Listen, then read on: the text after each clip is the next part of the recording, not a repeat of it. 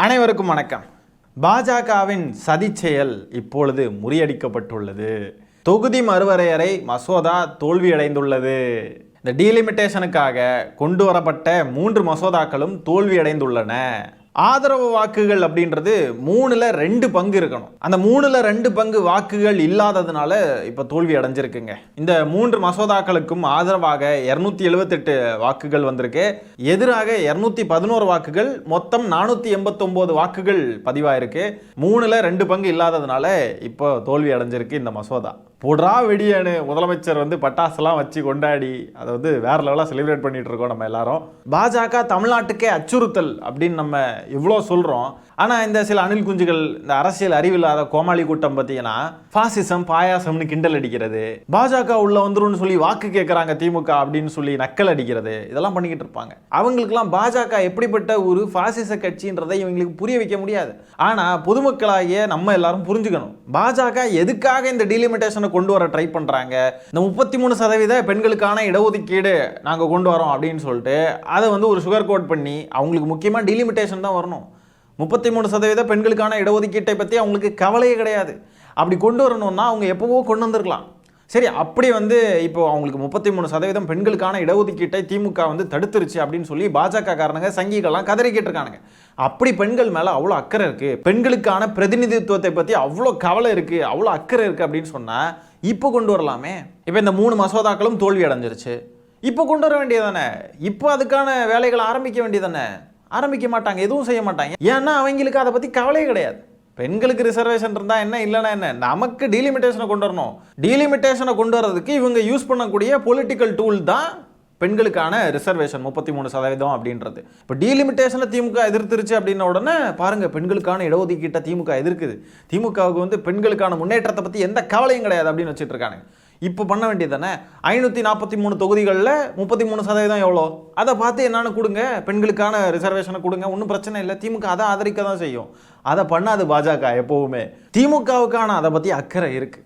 அதனால திமுக என்ன பண்ணியிருக்குன்னு இப்போ நான் சொல்கிறேன். 543 தொகுதிகள்ன்ற எண்ணிக்கையை எதுவுமே மாற்றாமல் இந்த மகளிருக்கான இடஒதுக்கீட்டு சம்மந்தப்பட்ட இந்த மசோதா இருக்குது பாருங்கள், அதை திமுகவுடைய எம்பியான வில்சன் அவர்கள் இப்போ அறிமுகப்படுத்தியிருக்காங்க. இப்போ பாஜக கையில் தான் எல்லாமே இருக்குது. பாஜக செய்யணும்னு நினச்சா செய்யலாம்ல, ஆனால் செய்ய மாட்டாங்க. கண்டிப்பாக ஆதரவு வாக்குகள் 33% பெண்களுக்கான இடஒதுக்கீட்டை ஆதரித்து எல்லாருமே நிறைய பேர் வாக்களிப்பாங்க. நம்ம எல்லாரும் எதிர்க்கிறது டீலிமிட்டேஷனை தான், அதை தெளிவாக புரிஞ்சுக்கணும். ஆகவே பாஜகவுக்கு அந்த பெண்களுக்கான இடஒதுக்கீட்டை பற்றி எந்த கவலையும் கிடையாது. ஒத்த ஆளானு டெல்லியவே அலற விட்டுருக்கார் முதலமைச்சர் மு.க. ஸ்டாலின் அவர்கள். இந்த ஆளுமை திறனுக்காக தான் அவர் மீண்டும் முதலமைச்சராக தொடர வேண்டும் அப்படின்னு சொல்லி நம்ம பேசிக்கிட்டு இருக்கோம். பாஜகவை எதிர்த்து பேசுறதுக்கு துணிச்சல், திராணி, தெம்பு, முதுகெலும்புன்னு ஒன்று இருக்கணும். அது எடப்பாடி பழனிசாமி கிட்டேயும் கிடையாது, வேற யாருக்கிட்டையும் கிடையாது. திமுகவை விமர்சனம் செய்யக்கூடியவர்கள், முதலமைச்சர் மு.க. ஸ்டாலின் அவர்களின் செயல்பாடுகளை விமர்சனம் பண்ணக்கூடியவங்கெல்லாம் இந்த விஷயத்தில் பொத்திக்கிட்டு இருக்காங்க.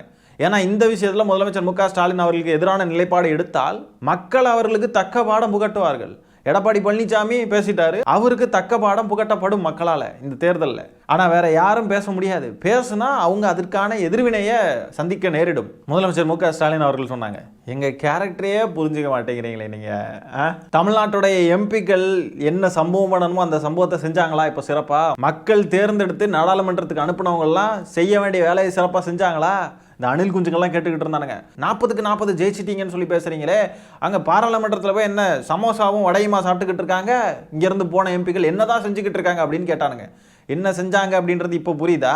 இதுவே திமுக மற்றும் திமுக கூட்டணி எம்பிக்களுடைய எண்ணிக்கை கம்மியாக இருந்துருந்துச்சு அப்படின்னு சொன்னால் இந்த டீலிமிட்டேஷன் இப்போ அமலுக்கு வந்திருக்க நிறைய சான்ஸ் இருக்குது. நம்ம தேர்ந்தெடுத்து அனுப்பியிருக்கிற எம்பிக்கள் அவங்களுக்கான வேலையை சரியாக செஞ்சுருக்காங்க. எதிர்கட்சியினர் ஏற்கனவே எம்பிக்களாக இருந்தவங்கெல்லாம் பாராளுமன்றத்தில் எப்படிப்பட்ட சட்டங்களுக்கெல்லாம் ஆதரவு தெரிவித்து அந்த சட்டங்கள்லாம் அமலுக்கு வந்திருக்கு அப்படின்றதெல்லாம் நம்ம பார்த்துருப்போம். இந்த தடவை மக்கள் தெளிவாக யோசிச்சு நாடாளுமன்ற தேர்தலில் 2024 தெளிவாக 40 தொகுதியிலையும் திமுக மற்றும் கூட்டணி கட்சிகளுக்கு வாக்களித்து நம்ம திமுக மற்றும் கூட்டணி கட்சிகளை நாடாளுமன்றத்துக்கு அனுப்புனதுனால இன்னைக்கு அதனுடைய பலன் என்ன அப்படின்றத நம்ம இன்னைக்கு உணர்ந்திருப்போம். தமிழ்நாடு போராடும், தமிழ்நாடு வெல்லும். தமிழ்நாடு வெல்ல வேண்டும், தமிழ்நாட்டுடைய உரிமைகள் பறிக்கப்படாமல் இருக்கணும் அப்படின்னா ஆட்சியில் திமுக இருந்தால் மட்டும்தான் நடக்கும். இந்த சம்பவம் ஒரு வரலாற்று சிறப்பு மிக்க சம்பவம். என்னைக்கா இருந்தாலும் இதை நம்ம திரும்ப ஞாபகப்படுத்தி இதை பற்றி நம்ம பேச வேண்டிய ஒரு விஷயம்.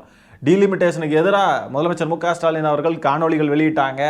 அதுக்கு எதிரான போராட்டங்களை திமுகவினர் முன்னெடுத்தாங்க. கருப்பு கொடி ஏந்தினோம், டெல்லி அடிபணிந்தது, தமிழர்களிடம் மண்டியிட்டதுன்றது தான் வரலாறு. மாநில சுயாட்சின்றது திமுகவுடைய அடிப்படை கொள்கை.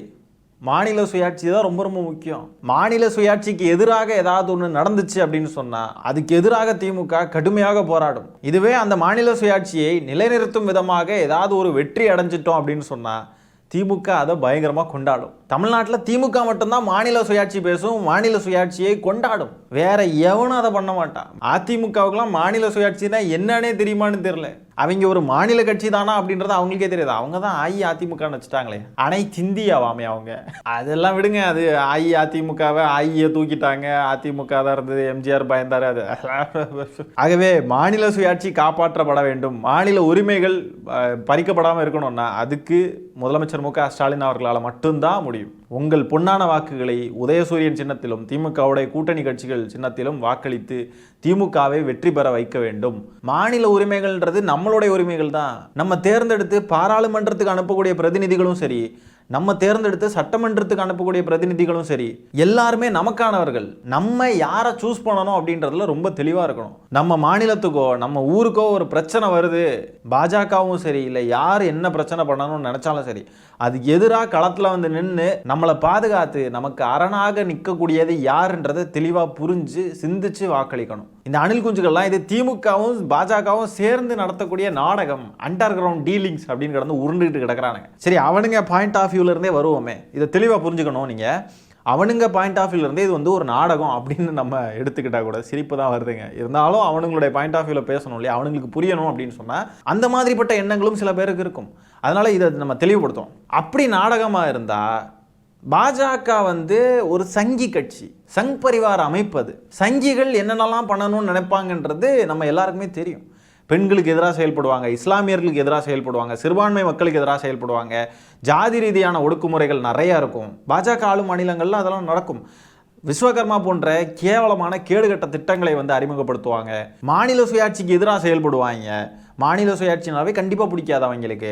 வடநாட்டில எல்லாம் இப்போ சமீபத்தில் கிறிஸ்மஸ் கொண்டாட்டத்தின் போது என்னெல்லாம் நடந்துச்சுன்றதெல்லாம் பார்த்துருப்போம். ஒரு பையன் கிறிஸ்மஸ் தாத்தா ட்ரெஸ் எல்லாம் ரோட்டில் போட்டு விற்றதுக்கு அந்த பையனை அடித்து விரட்டி என்னெல்லாம் பண்ணானுங்க அப்படின்றதெல்லாம் பார்த்துருப்போம். இந்த மாதிரி பாஜகவுடைய சங்கித்தனங்கள் அப்படின்றது அஃபிஷியலாகவே நடக்கும்.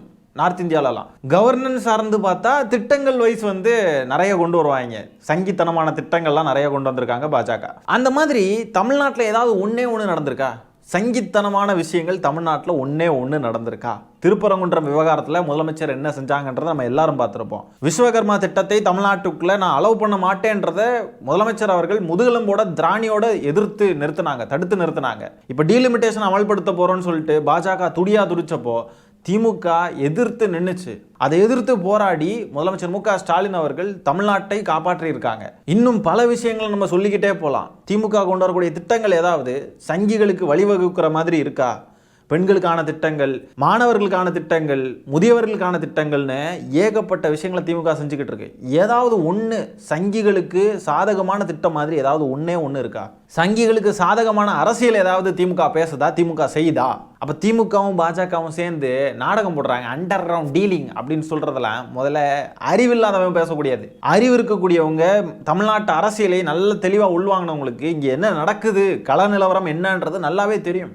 சும்மா ஒரு நரேட்டிவை செட் பண்ணுறதுக்கு கண்டதையும் உளறி கொட்டக்கூடாது. இப்போ கூட இந்த விவகாரத்தில் இந்த 3 மசோதாக்கள் தோல்வி அடைஞ்சதுக்கு பிறகு அதை அப்படியே விட்டுருந்துருக்கலாம் திமுக நினச்சிருந்தா. ஆனால் திமுகவுடைய அரசியல் என்னவா இருக்குன்றதை தெளிவாக புரிஞ்சுக்கோங்க, தெளிவாக பாருங்கள்.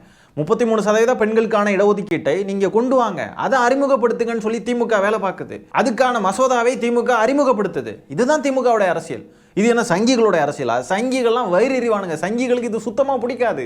நம்ம தேர்ந்தெடுத்து அனுப்பியிருக்கிற ஒவ்வொரு எம்பிக்களும் அவங்க பண்ணின வேலையினால நம்ம இன்னைக்கு நிம்மதியாக இருக்கும். தமிழ்நாட்டுடைய எதிர்காலத்தை காப்பாற்றிருக்காங்க. முதலமைச்சர் மு க ஸ்டாலின் அவர்களும் நம்ம தேர்ந்தெடுத்து அனுப்பின 40 எம்பிக்களும். முதலமைச்சர் மு க ஸ்டாலின் அவர்கள் சமீபத்தில் ஒரு காணொலி வெளியிட்டிருந்ததில் பேசியிருந்தாங்க, ஞாபகம் இருக்கா? 50-60களில் பார்த்த திமுகவை மீண்டும் பார்க்க நேரிடும் அப்படின்ட்டு. அது என்னன்றது இப்போதான் தெரியுது. அவங்க நம்ம மேலே ஒரு பாம்பை தூக்கி வீசுறாங்கன்னா அந்த பாம்பை தூக்கி அவங்க மேலேயே திருப்பி வீசுறது தான் திமுக இப்போ செஞ்சு. டீலிமிட்டேஷன் பேர்ல நம்ம உரிமைகளை பறிக்க நினைச்சாங்க. அது கூடவே பெண்களுக்கான இடஒதுக்கீடு 33% அப்படின்னு சுகர் கோட் பண்ணி கொண்டு வர பார்த்தாங்க. திமுக டீலிமிட்டேஷன் மட்டும் அடிச்சு தூக்கி தூர எறிஞ்சிட்டு விமன் ரிசர்வேஷனை கொண்டு வாங்கன்னு சொல்லி நிற்குது. அப்ப இதுதான் அது. அவன் நம்ம மேலே தூக்கி போட்ட பாமை அவன் மேலேயே தூக்கி திருப்பி எறிகிறது.